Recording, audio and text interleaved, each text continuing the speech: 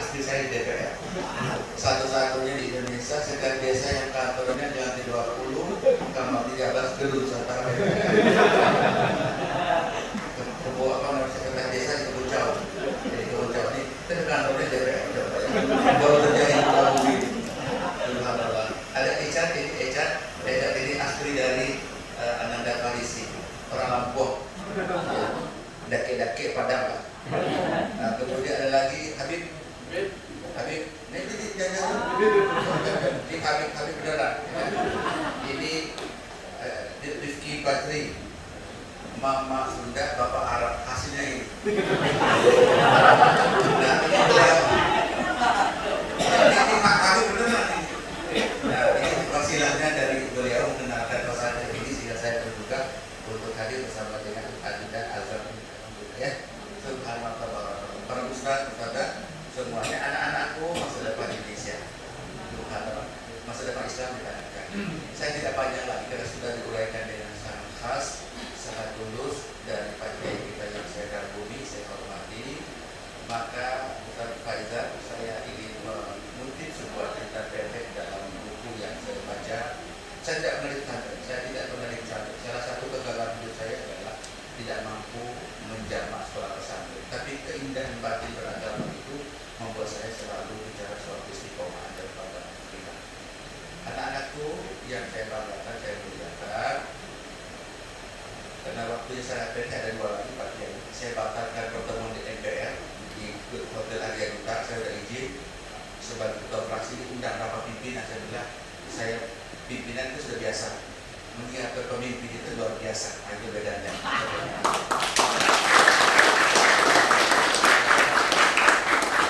Cerita ini saya baca buku dalam buku yang berjudul Tazkiyatun Nafs. Di suatu senja di musim lalu,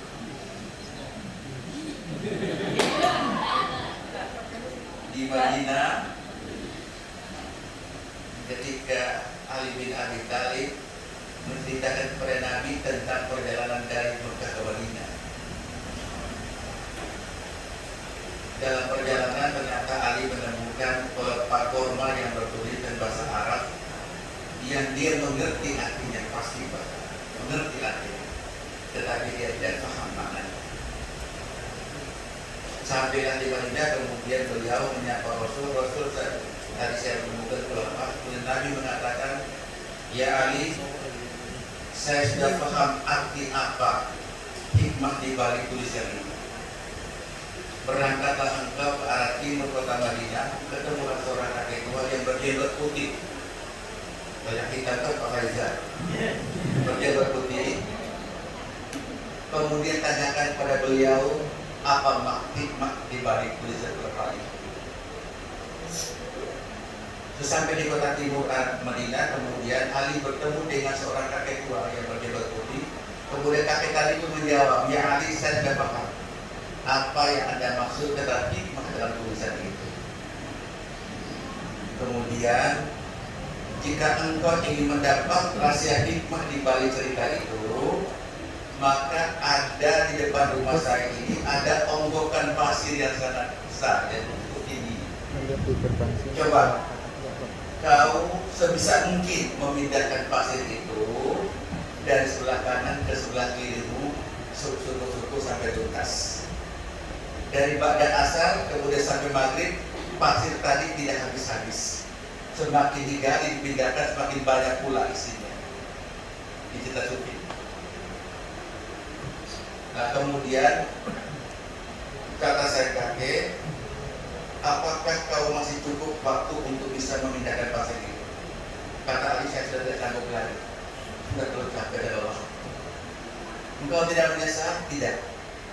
Saya tanya lagi, engkau tidak menyesal? Tidak menyesal. Yang ketiga, tidak menyesal? Tidak menyesal. Ya sudahlah, kalau begitu kau bersihkan dirimu, mari kita sholat. Bersihkan dirimu, kita sholat maghrib, kemudian kita minum, kemudian saya bersih. Singkat cerita, anak-anakku, ternyata begitu sang kakek tadi bercerita, hai Ali, tahukah Anda pasir yang sempat kau pindahkan tadi itu adalah jumlah umat Islam yang sempat kau pindahkan dari neraka ke surga. Sekolah pastikan. Sisanya lebih banyak lagi itu sesungguhnya masih dalam keadaan neraka jahanam yang tidak sempat kau pindahkan. Tersontak Ali tadi itu adalah kemudian berdiri berteriak, saya masalah.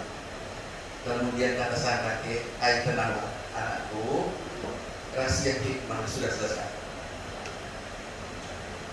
Artinya apa? Dihubungkan dengan ayat surat An-Nisa ayat 9 tadi yang saya baca. Bertakwalah kamu kepada Allah bagi orang-orang yang gelisah akan masa depan kehidupan anak itu. Kemudian Allah mengatakan, bertakwalah kamu kepada Allah dan Allah selalu mengawasi. Itulah energi dari sebuah kekuatan besar perubahan peradaban. Perubahan peradaban itu bukanlah terletak bagaimana Anda membangun jembatan seluas-luasnya, Anda membangun jembatan tol sebanyak-banyaknya, membangun gedung sehebat-hebatnya, membangun rumah sakit sebanyak-banyaknya, kemudian membangun apa saja di muka bumi. Tetapi percayalah pada ujung akhir membangun itu Anda pasti berjumpa dengan Allah dengan ketakwaan. Jangan lupa membangun manusia. Fisik bisa dibangun dan bisa terukur, manusia tidak bisa diukur. Nah, oleh karena itu pesantren, pondok pesantren dan madrasah ada sebuah basic value, sebuah nilai dasar membangun karakter, membangun kepribadian, membangun akhlak, membangun sebuah budaya, memanusiakan manusia untuk dalam konteks membangun peradaban masa depan Islam. Wala ya lupa. Nah, oleh karena itu saudara, termasuk dalam konteks memanusiakan manusia, jalan yang paling dekat itu adalah dan paling dekat terukur kemudian bisa dicapai adalah lewat pendidikan yang berkarakter, dan itulah sesungguhnya madrasah dan pondok pesantren. Saya tidak punya pilihan lain. Madrasah dan pondok pesantren itulah kemudian menjadi jiwa dari pembukaan Undang-Undang Dasar 1945. Alinea kedua bahwa perjuangan pergerakan Harakat Islam, kemudian Harakat Indonesia, gerakan Indonesia kita dibangun. Nah, di belakangnya adalah ada kekuatan Nahdlatul Ulama, ada kekuatan NU, ada kekuatan Al-Irsyad, Syahid Nahum, Al-Wasliyah, Persis, kemudian Matur-Matur dan lain sebagainya. Kemudian tokoh-tokoh besar seperti Hasyim Asy'ari, Muhammadiyah, di Ponorogo, Teguh Aminoto, semua kekuatan itu ada di Alinea kedua pembukaan Undang-Undang Dasar 1945. Nah, oleh karena itu dalam pembukaan juga dikatakan bahwa tujuan negara dalam membangun, mencerdaskan diri berbangsa dan maju ke kesejahteraan umum, dan itu tanggung jawab negara. Nah, dengan demikian maka saya hadir sini adalah bagian dari bentuk-bentuk pengawasan, bentuk-bentuk anggaran, bentuk legislasi yang kita buat agar anggaran itu lebih dekat kepada rakyat yang membutuhkannya, apalagi semodel pondok pesantren di Miftahul Jannah ini. Miftahul Ilmi. Miftahul Jannah. Ya kan? Antara Miftahul Ilmi menuju Miftahul Jannah. Nah, ini yang ngomong ke orang Arab. Saya kira itu anak-anakku sekalian, maka saya berazam bahwa insya Allah satu saat saya akan kembali lagi di pondok ini dan rangka memperhatikan lebih dalam suasana batin dan juga sekaligus juga mengantarkan menggeser air mata kemiskinan menjadi air mata kebahagiaan. Dan mulai hari ini pula saya tugaskan kepada Mas Anto dan Mas Diki dan Ubed Tiga, jangan yang lain lagi, di bawah koordinasi saya dan anggota Dewan Provinsi untuk memikirkan kelanjutan pembangunan dan seterusnya bersama-sama yang karena sudah kemudian tepuk tangan saya mau berhenti. Jadi jangka pendek Pak Kiai, insya Allah karena saya juga bagi rasa puasa terharu ya, bahwa visi kita sama. Visi kita sama dalam membangun keimanan, ketakwaan, kejujuran, membangun ilmu dan seterusnya itu untuk membangun peradaban masa depan sebagaimana hijrah Nabi yang keempat. Hijrah Nabi yang pertama itu di Ethiopia, di daerah Ethiopia yang dulu dikenal dengan nama Abyssinia, kemudian Ethiopia, raja namanya Raja Nadrasi, kemudian aslinya adalah Yesus, Yang pertama 12 orang, hijrah yang kedua 84 pada 20 hektar, kemudian hijrah yang ketiga bersama Ali bin Abi Thalib yang di Paling Batu, hijrah yang keempat bersama dengan Abu Bakar terjadi pada tanggal 2 Juli tahun 622 Miladiyah. Kemudian itulah puncak dari perjumpaan dan juga benturan terhadap terjadi. Anak-anakku sekalian berbahagia, saya senang sejarah terhadap para manusia. Nah, oleh karena itu, ya mungkin dalam konteks mencetak kader, jangan lupa memperhatikan surat Al-Kahfi, terutama ayat 9 sampai dengan ayat 26. Ketika pada saat itu terjadi pertempuran antara kaisar, atau perjumpaan antara Kaisar Hadrianus dengan Kaisar Diocletianus pada tahun 249 sampai dengan tahun 251, peristiwa di mana Kaisar Hadrianus akan diangkat oleh Kaisar Diocletianus akan menjadi Tuhan yang alam semesta. Sejarahnya turunnya Al-Kahfi ayat 9 sampai dengan ayat 26. Tiba-tiba muncullah di arena itu pertemuan di parlemen 7 orang pemuda yang sangat gagah yang sudah Islam, beragama Nasara, bukan Kristen ya, agama Nasara. Kemudian mereka tegak berdiri, ya Hadrianus, ya Diocletianus, Anda bukan Tuhan. Tuhan kami adalah Rabbuna, Rabbus samawati wal ardh. Tuhan kami adalah Tuhan yang langit dan bumi. Nah, itulah terjadi namanya pemuda Ashabul Kahfi yang sudah Muslim, yang bernama Sidas, Tarbiko, Paidunus, Setulus, Antonius, dan Kitmir anjing satu. Mereka ini dikenal dengan Nahnu dan Usu alaika bil haq di dalam surat Al-Kahfi. Nah, oleh karena itu kalianlah bagian dari pemuda Kahfi sekarang ini di kafenya Miftahul Ilm. Kalian meminta pemuda-pemuda istiqomah beriman kuat kepada Allah dan menyatakan Tuhan kami cuma Tuhan satu, Rabbuna Rabbus samawati wal ardh. Ahli Tahir, terima kasih Ustaz Faizal mengingatkan saya tidak pernah takut dengan siapapun. Jangankan menteri, wapres, presiden sekali, apalagi ketua MPR di mata saya biasa saja, tidak lebih dari apa yang ada sekarang ini. Tidak ada. Tapi saya di Sukabumi ini yang saya paling takut adalah para kiai, ulama di kampung-kampung dan desa-desa, karena kekuatan keikhlasan, kesabaran, tawadu mereka membuat saya lebih takut dari pemimpin manapun.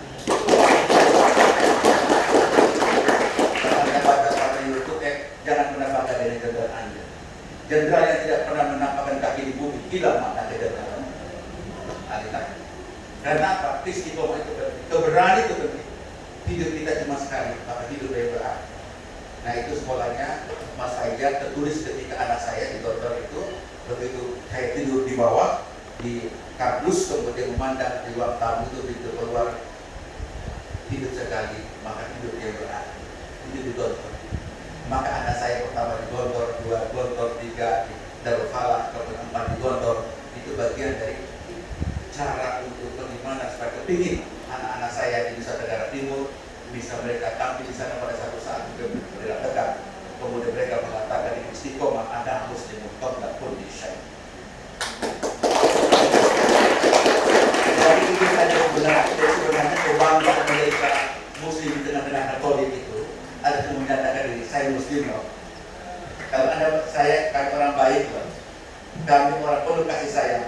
Tapi kalau kamu menjual, saya juga bisa membeli. Nah, itu jadi istimewa. Dan hampir setiap tahun saya pulang kampung Pak. Saya baru kemarin pulang nih, bersama Wakil Menteri Agama meresmikan madrasah Aliyah Negeri yang saya bangun di kampung saya. Dan sebenarnya tidak boleh ada kampung ada madrasah Aliyah, mungkin di kecamatan kabupaten.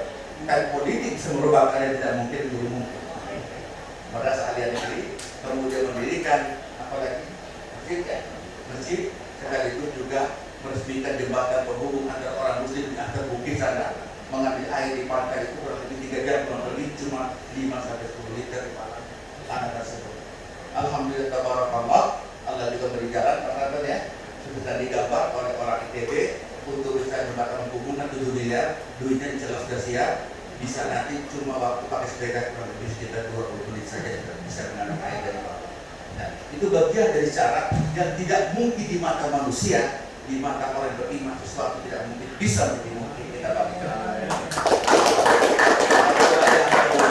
Saya sebut dengan mengembalikan pandangan-pandangan skeptisisme yang kemudian melahirkan pandangannya optimis. Kenapa? Innal ladzina qalu rabbunallah tsumma istaqamu tatanazzalu 'alaihimul malaikatu alla takhafu wa la tahzanu.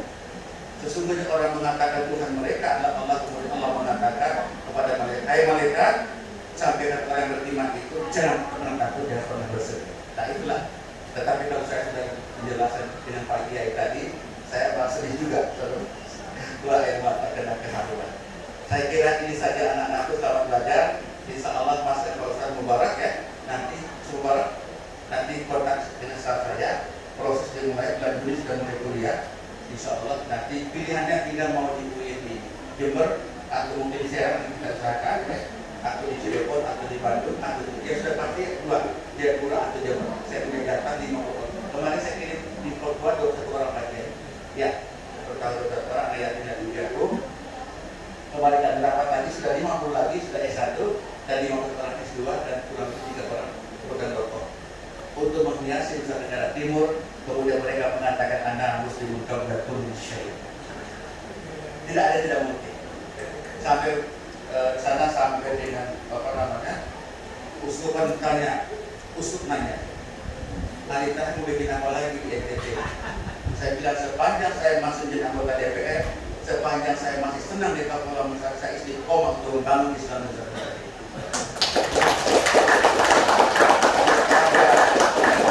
Ada bargaining position.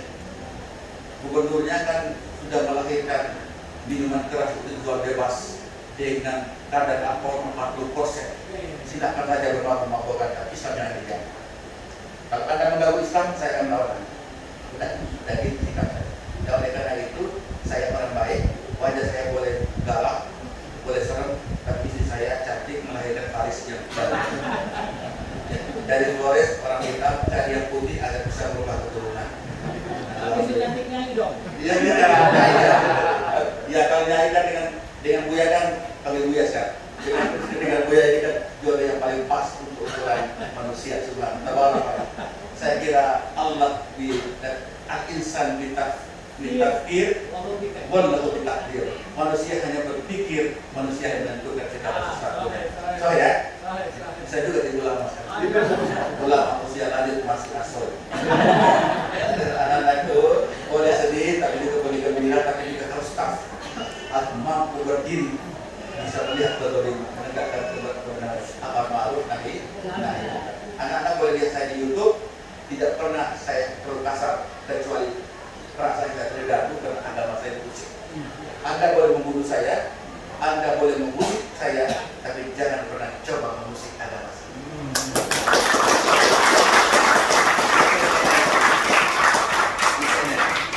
Ibu Megawati, saya ceramahkan dia waktu Januari kemarin di sana wakil presiden. Wallahi, saya katakan Ibu Mega yang saya hormati. Ayah Anda, ibu Anda menjahit bendera merah putih. Bu Fatmawati menjahit bendera merah putih.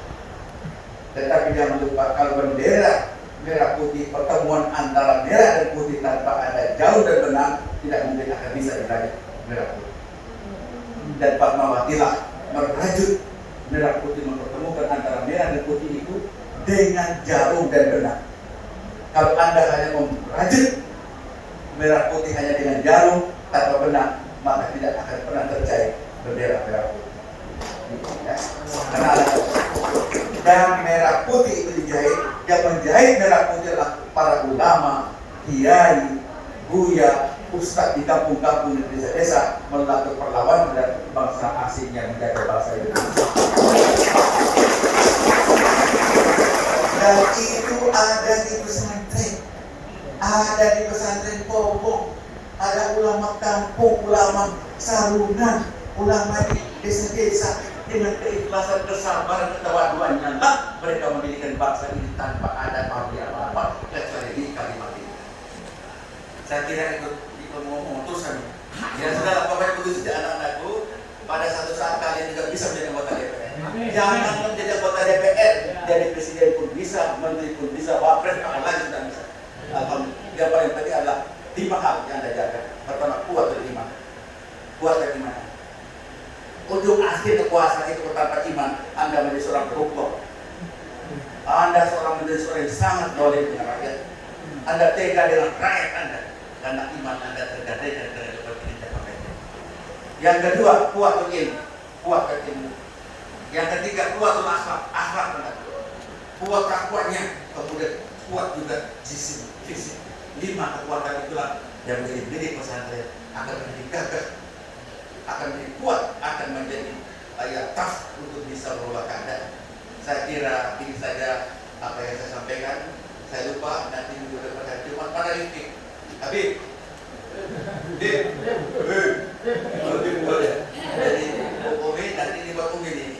Benahi nanti insya Allah nanti akan dikirim Indomie sama beras 500 kilo bisa hari yang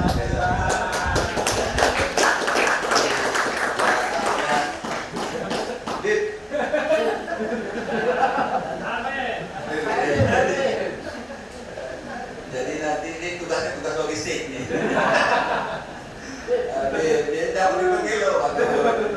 Ini sementara kamu kirim 500 kg beras, ya kemudian Indomie misalnya ya 40 kardus Indomie apa tuh, soto itu air bersih mudahnya kita 40 sudah dan itu dikirim. Nah, gitu. Ya, dulu jangan sebut bapak. Yang paling penting yang kemudian selanjutnya adalah segera sedang disiapkan tim saya untuk nanti setelah waktu 1-2 minggu ini atau sebulan ini ada datang bagian sarana prasarana dari Kamil Kementerian Agama Banten, dari bagian sarana prasarana dari Kementerian Agama Pusat. Saya mohon maaf saya agak terlambat menyapa Pak Kiai, tapi percayalah dengan bersilah yang baik ini mudah-mudahan Allah buka hati untuk kebajikan kita bersama.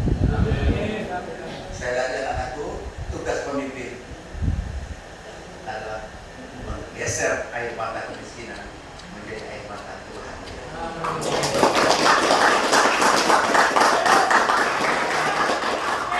Wabillahi taufiq wal hidayah. Assalamualaikum warahmatullahi wabarakatuh. Wallahu muwaffiq ila thoriq nasr min Allah wa fadlul karim wa basyiril mu'minin.